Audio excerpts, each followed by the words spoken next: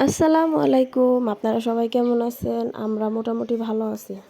আজকে আমি কি রান্না করব তো সম্পূর্ণ ভিডিওটি দেখতে থাকুন না টেনে।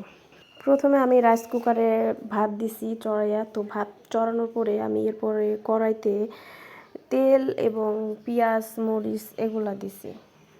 তারপরে সুন্দর করে নাড়াচাড়া দিতে হবে যাতে পেঁয়াজ, মরিচ এগুলা যাতে না হয়ে যায়।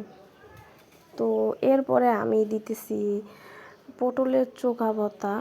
তো পটলের চোখা ভর্তা করবো আজকে, তো এগুলা আমি ভালো সুন্দর করে দিছি কড়াইতে দিয়ে ভালোভাবে নাড়াচাড়া অনবরত নাড়াচাড়ার উপরে রাখতে হয়। আপনারা কে কোথা থেকে ভিডিওটি দেখতেছেন অবশ্যই কমেন্ট করে জানাবেন। তো সম্পূর্ণ ভিডিওটি দেখবেন, সাপোর্ট করবেন। আপনাদের জন্য অনেক আগ্রহ করে আমি ভিডিওটি বানাই। এরপরে আমার ভর্তা করা হয়ে গেছে।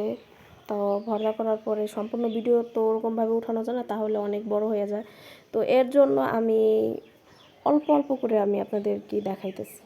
তারপরে আমি লাল শাক উঠাই দিছি। তো লাল শাক আমি প্রথমে পানি দিয়া কড়াইতে দিছি, পেঁয়াজ মরিচ দিয়া সিদ্ধ করতেছি।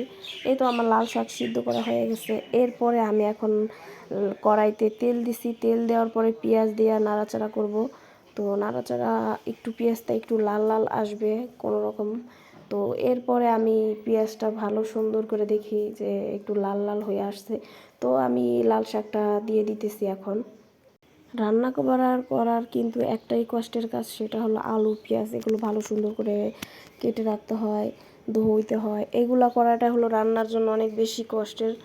তো আমার কাছে এগুলা গুছানো অনেকটাই খারাপ লাগে, তাও এখন কিছু করার নাই। এই তো আজকে আমার রান্না প্রায় হয়ে আসছে। তো ভাজিটা নামানোর সময় হয়ে গেছে। তো ভাজিটা নামানো হলেই আমার রান্না করা শেষ হবে। তো সবাই দোয়া করবেন।